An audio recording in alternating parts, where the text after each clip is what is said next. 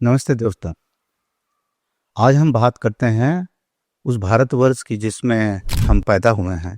हम कितने सौभाग्यशाली हैं, इसका थोड़ा सा आज अंदाजा हम लगाते हैं। यह भूमि ही नहीं है, यह चेतना की एक विशेष अवस्था है। यह भूमि, भारत भूमि, चेतना की एक विशेष अवस्था है।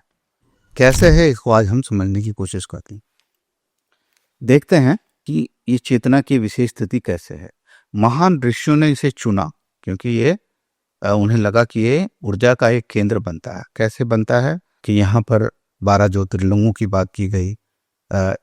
51, 52, कुछ 64, कुछ 108 लोग भी कहते हैं कि शक्तिपीठ भी है यहाँ पे। और ऐसे स्थान हैं भारत में, कई स्थान हैं जिनको अगर देखा जाए तो वो एक एनर्जी ग्रिड बना है। शक्तिपीठ है ना, एनर्जी ग्रिड है। ये शक्तिपीठ है ना, इंग्लिश में कहेंगे उसको एनर्जी ग्रिड है। ये एनर्जी के केंद्र हैं, ऊर्जा के केंद्र हैं। इसी के अनुसार जो कुछ 4 स्थान हैं, जो प्रयागराज है, हरिद्वार है, नासिक है, उज्जैन है, जहाँ कुंभ का आयोजन हो जाता है। ये भी ये केंद्र हैं ऊर्जा के। तो ये कुछ ऐसे बने हुए हैं कि जो आध्यात्मिक चेतना के विकास के लिए ये सहायक हो जाते हैं। तो हमारी आत्म जागरूकता अगर इन जगहों पर जाते हैं, इन जगहों पर जा करके बैठकर हम ध्यान करते हैं, मंत्रोच्चार करते हैं, तो हमारा जो मन जो इस प्रकृति में भटक रहा है ना, वो वहाँ से उसको हटा करके अपने भीतर स्थापित करने में हमें बहुत सहायता मिलने लगती है। आप देखिए, अगर आप किसी ऐसे परिवेश में रहें, ऐसे किसी माहौल में रहें जहाँ पर बहुत ज़्यादा उपद्रव होता होगा, तो आपकी जो भीतरी जागरूकता है वो कम हो जाती है, क्योंकि आप उलझ जाते हैं बाहर। तो हम ऐसे जगहों पर जाते हैं तो आप भले वहाँ पर भीड़ होगी, जो भी होगा, लेकिन जो आध्यात्मिक चेतना, और क्योंकि एक कलेक्टिव कॉन्शियसनेस भी होता है, जैसे सब लोग सामूहिक रूप से इकट्ठे होकर के ध्यान करते हैं, साधना करते हैं, जैसे भी करते हैं, तो वो हमें मदद मिलती है उसकी। और हमारे जो संरचना है मंदिरों की, भारत में जो अलग अलग जगहों पर बने हैं, उत्तर भारत में एक विशेष तरह की वास्तुकला से मंदिर बनते हैं, दक्षिण भारत में दूसरी कला से बनते हैं। इन मंदिरों की डिज़ाइन कुछ ऐसी होती है, संरचना कुछ ऐसी होती है कि यहाँ पर एक विशेष प्रकार की एनर्जी में बनती है। जो कॉस्मिक अलाइनमेंट है उसके हिसाब से इसको बनाया जाता है। ये दिशा होनी चाहिए, कलश इस तरफ होना चाहिए, फिर वो प्रवेश करते हैं तो ऐसे होता है, फिर गर्भगृह एकदम पीछे होता है, फिर वो सूरज की रोशनी के आने का वो होता है। तो जैसे रामनवमी के दिन ये प्रकाश पड़े थे, तो ऐसे जैसे सूर्य मंदिर है भारत का, ये विशेष बहुत तरह की संरचना है जिसमें सूर्य का प्रकाश एक विशेष दिन सीधा मंदिर में पड़ता है। तो ये सब चीज़ें जो हैं, वो आर्किटेक्चर जो बनाए गए थे वो इस तरह से बनाए गए थे कि हमारे चेतना की तरफ जो हमारी यात्रा है उसमें वो गति प्रदान करें। अब हम देखते हैं इसको कि ऋषियों ने इसको जब चुना तो किस कारण से चुना। तो एक तो यहाँ पर भूगर्भीय और चुंबकीय ऊर्जा का केंद्र बनता है, तो वो उसकी वजह से जो चुंबकीय क्षेत्र बनता है, जो ग्रेविटेशनल पुल होता है, गुरुत्वाकर्षण होता है, और इलेक्ट्रिक फील्ड भी बनती है, इलेक्ट्रोमैग्नेटिक फील्ड बनती है। वो हम जब ध्यान में बैठते हैं तो हमारे जो मस्तिष्क की तरंगों को और ध्यान की गहराइयों को वो प्रभावित करती है। वो उसके अंदर वो चीज़ें उद्वेलित करती हैं जो हमारी शक्ति को, जो हमारा मूलाधार है, वहाँ से शक्ति को ऊर्ध्वगामी बनाने में सहायक होती है। आपने कुंडलिनी के बारे में बहुत सुना होगा। इस कंसेप्ट को मैं किसी वीडियो में समझाऊंगा कि कुंडलिनी है क्या, असल में ये क्या संकल्पना है, और शरीर में देखी तो नहीं जा सकती, लेकिन ये कैसे 7 चक्रों से ऊपर जाकर के सहस्त्रार का भेदन करती है, इसके बारे में बात करेंगे।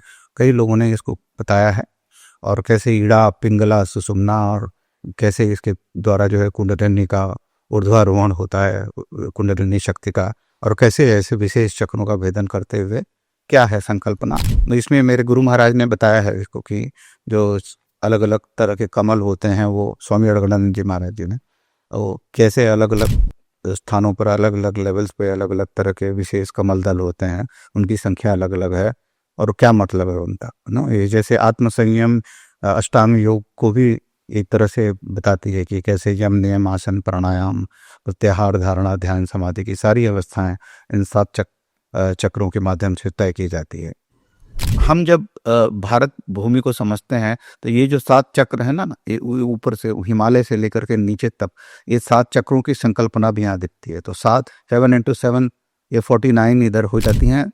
वो चक्रों का विभाजन जो है ऐसे भी होता है, लैटरली भी होता है, और वर्टिकली भी होता है।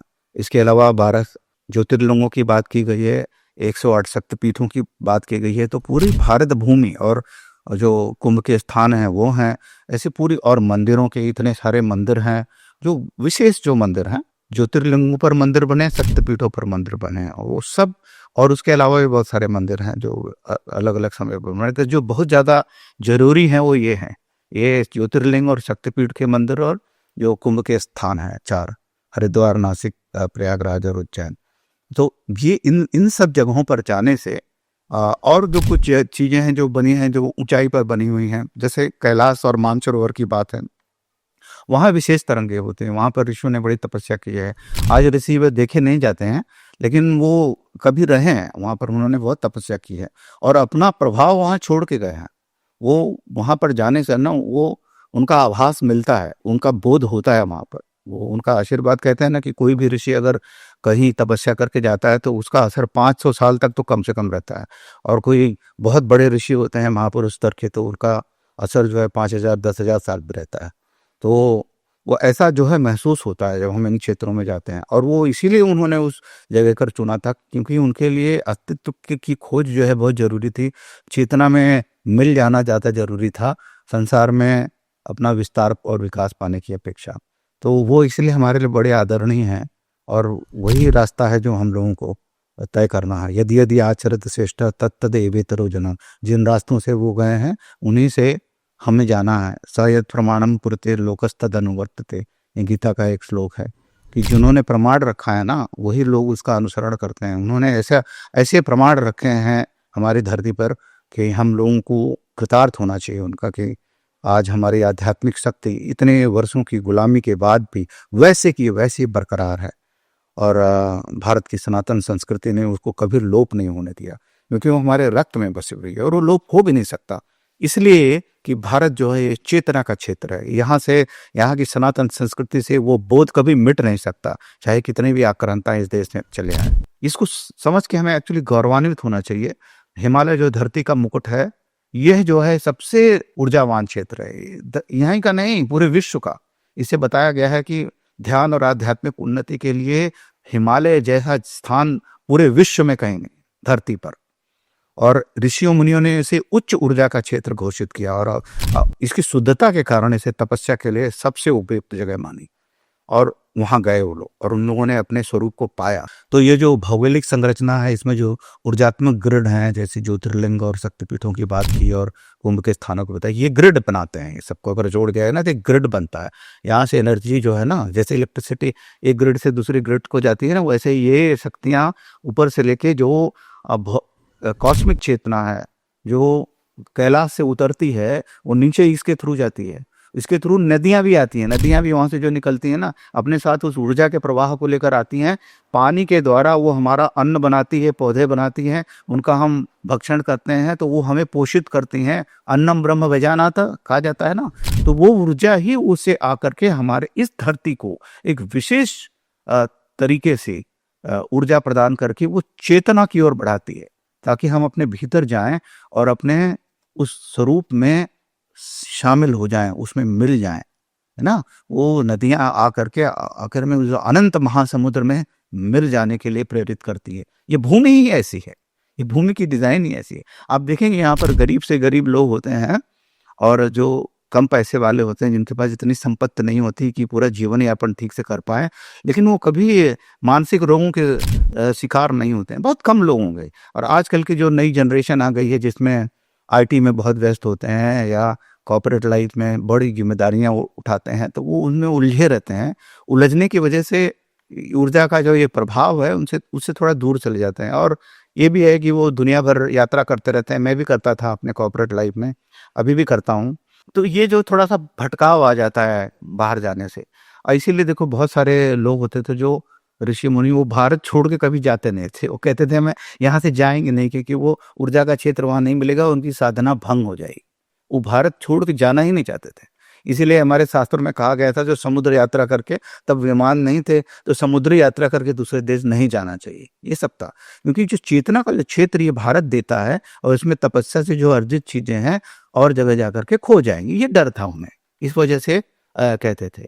तो जो हिमालय की जो जो संरचना है और जो नदियां वहां से निकलती हैं, जो ऊर्जा लेकर के आती हैं, जो उनसे जो उपजता है, अन्नम ब्रह्म विजानात, वो सबको हम जब ग्रहण करते हैं, हमारे पेड़ पौधे, पानी, पहाड़, इन सब में जो चेतना का जो क्षेत्र बनता है, एक विशेष तरह की मानसिक तरंग उत्पन्न करता है और उस तरंग से हम चेतना की गहराइयों में उतरते जाते हैं और अपने स्वरूप की तरफ बड़ी तीव्र गति से बढ़ते हैं।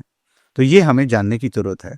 और गंगा, जमुना, सरस्वती, ये 3 नदियां हैं। देखो इनकी जल धाराएं जो आती हैं, आप समझ लीजिए कि ये ऊर्जा की धारा है, ये सिर्फ पानी की धारा नहीं है, ये ऊर्जा की धारा है, वहां से आती हैं ऊपर से, नॉर्दर्न ग्रिड से। और इसलिए देखो गंगा के जल में जो है जीवाणुरोधी गुण होते हैं, जो बैक्टीरियोफेज होते हैं, जिसके बारे में मैंने महाकुंभ के वीडियो में इसका वर्णन भी किया है मैंने, वो उसको आप देख लीजिए, ये क्या है वो। तो विज्ञान भी इस बात को स्वीकार करता है और उसके ऊपर बड़ी रिसर्च हो रही है, इतनी शोध हो रही है कि बैक्टीरियोफेज को, बैक्टीरिया से पीड़ित जो रोगी हैं उनको क्योर करने में, ठीक करने में कैसे उसको दवा के रूप में उपयोग किया जाए। तो उसके ऊपर रिसर्च चल रही है, बहुत जल्दी उम्मीद है कि कुछ हो जाए इस पर। तो और ये जो नदियों की ऊर्जा है वो हमारी आध्यात्मिक उन्नति में तो सहायता करती ही करती हैं, ये मानसिक संतुलन भी स्थापित करती हैं। मन को नियंत्रित करने के लिए मन का संतुलन बनाना जरूरी है।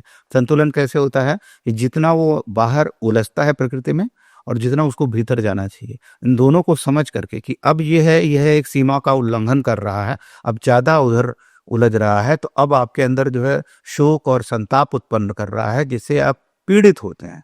और जब आप मन पीड़ित होता है तो आत्मा में महसूस होता है कि वो पीड़ित है। आत्मा होती नहीं है लेकिन महसूस होता है, जब तक ये शरीर है तब तक ये महसूस होता रहेगा।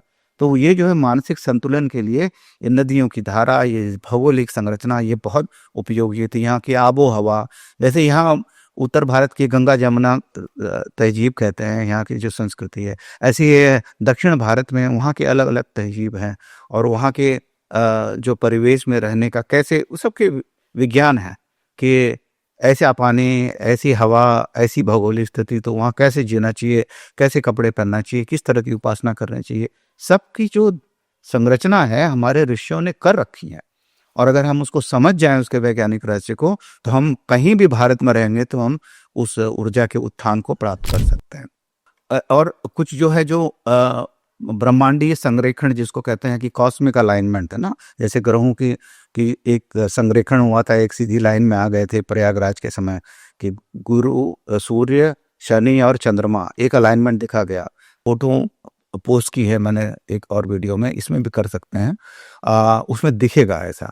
तो ये जो एकादशी का जो व्रत रखते हैं, पूर्णिमा का जो हम महत्व है, महाशिवरात्रि का है, नवरात्रि का जो महत्व है, रामनवमी का है, ये जो विशेष त्योहारों के संयोजन होते हैं वो इस ब्रह्मांडी ऊर्जा को कनेक्ट करने वाले होते हैं। इस समय जो होता है वो ब्रह्मांडी ऊर्जा एक लाइन में आती है और बहुत सारी ब्रह्मांडी ऊर्जा धरती पर भारत में प्रवाहित होती है, इसलिए इन चीजों का महत्व है। ये जो खगोलीय घटनाएं हैं ऐसे नहीं है, ये ध्यान और साधना के लिए बहुत उपयुक्त समय का निर्माण करती है और इसलिए इसका महत्व समझ करके इस समय आप करके देखें एक बार। बट करके जब देखना है तो ये नहीं कि मेरे पास कई घर हो जाएं और कई गाड़ियां हो जाएं और बहुत सारे पैसे आ जाएं, ये सोच करके मत कीजिए। आप पहले अपने स्वरूप के भीतर जाइए। ये जो बाहर के उपादान है ना, वो यूं ही आप उपलब्ध हो जाते हैं, वो उसके लिए आपको तपस्या करने की जरूरत नहीं होती है। धन संपत्ति, वैभव, संपदा, ये सब जो है अपने आप जो है वो ऐश्वर्य, ईश्वर ही ऐश्वर्य है। उस ऐश्वर्य, इसके साथ ऐश्वर्य जुड़ा ही होता है, ये अपने आप आपको मिल जाता है। पहले आप अपने भीतर तो जाइए, उस ऐश्वर्य में जागृत हुई जो ईश्वर है, वो ज्यादा जरूरी होता है। तो भारत खगोलीय इन घटनाओं के कारण ये बहुत उपयुक्त जगह मानी जाती है। विज्ञान और चेतना का मेल कैसे होता है इसको भी थोड़ा समझ लेते हैं। जो वैदिक ज्ञान है, तो वैदिक ग्रंथों में चेतना और ब्रह्मांड के बीच एक संबंध बताया गया। कहा गया कि जत पिंडे तद ब्रह्मांडे, जैसा इस पिंड में, शरीर में है, वैसा ही ब्रह्मांड में है। जो भौगोलिक संरचना हम भारत की है, जैसे हमारे भीतर की है, वैसे ही कॉस्मॉस में भी है। तो जब हम मंत्रोच्चारण करते हैं वैदिक मंत्रों का, तो ये कि एक विशेष तरह की कंपन उत्पन्न करता है और जो हमारे मस्तिष्क को संतुलित करता है और हमारे भीतर जाने में मदद करता है। तो इस विज्ञान प्रणाली को अगर हम समझ लेते हैं तो आध्यात्मिकता का सामंजस्य बनता है और हमारे लिए ये सुलभ हो जाती है, बहुत आसानी से उपलब्ध हो जाती है। आप देखिए उसको कि जैसे हम अपने शरीर को समझते हैं, अस्तित्व को समझते हैं, वैसे ही देश को का भी एक अस्तित्व है हमारे, ऐसे ही ब्रह्मांड का भी एक अस्तित्व है। और ऐसे ही अखिल ब्रह्मांड, सारे ब्रह्मांडों को मिला करके, कई होंगे पता नहीं, उस सब को मिला करके अस्तित्व का पूर्ण बोध जब करते हैं तब हमको समझ में आता है कि हम हैं क्या वस्तुतः और आत्मा है क्या परमात्मा। ऋषियों मुनियों ने गहन ध्यान साधना करके इस बात को समझा और मानव चेतना के लिए इस तपोभूमि को, सब भारत को सबसे ज़्यादा उपयुक्त पाया। यह एक भौगोलिक स्थान इसीलिए नहीं है, यह आत्मा की जो हमारी यात्रा है उसका एक केंद्र है और आध्यात्मिक विकास के लिए इसकी ऊर्जा संरचना, इसकी भूगर्भीय स्थिति और हमारे जो परंपराएं हैं पूजा पाठ की, वो सब बहुत ज़रूरी है। तो इसलिए जब हम यहाँ के मंदिरों में जाते हैं तो मंदिरों में भीड़ तो बहुत होती है, धक्का मुक्की होती है और हम लोगों को जल्दी जल्दी भगा दिया जाता है कि चलो देखो दर्शन करो और जाओ। तो इन शक्तिपीठों का और ज्योतिर्लिंगों का, इन जो ऊर्जा के केंद्रों का, इन सब का दर्शन करके उन जगहों पर जा करके, अगर आप मंदिर के अंदर नहीं बैठ सकते तो मंदिर के प्रांगण में बैठ गए या अपने होटल के रूम में जहाँ भी रहें वहाँ बैठ करके आप नज़दीक हैं उन केंद्रों के, आप ध्यान करें और मंत्रों का उच्चारण करें। और ये जो भी मंत्र आप पढ़ते हों वो मंत्र पढ़ें। ओम नमः शिवाय, हरे राम राम राम हरे हरे, हरे कृष्ण कृष्ण कृष्ण हरे हरे, राम ओम सीता राम राधे कृष्ण, जो भी आप जानते हो। अब गीता में कहा गया है कि ओम इत्येकाक्षरम ब्रह्मं व्याहरन् माम अनुस्मरन्। ओम जो है इसका उच्चारण करें और उसका स्मरण करें। व्याहरण माम अनुस्मरण, किसका स्मरण करें? परमात्मा का। परमात्मा क्या है? परमात्मा जो एक से दो कभी हुआ ही नहीं है, जो सब में व्याप्त है। तो जो पदार्थ हैं और जो अपदार्थ हैं सब में परमात्मा ही व्याप्त है, हम में, तुम में, सब में वही है। जो परमात्मा को ऐसे देखता है वो परमात्मा का स्मरण करता है। परमात्मा की वो छवि नहीं है ये जो हमने मंदिरों में स्थापित कर रखी है। परमात्मा जो है वो अनन्य है, वो एक से दो कभी हुआ ही नहीं है।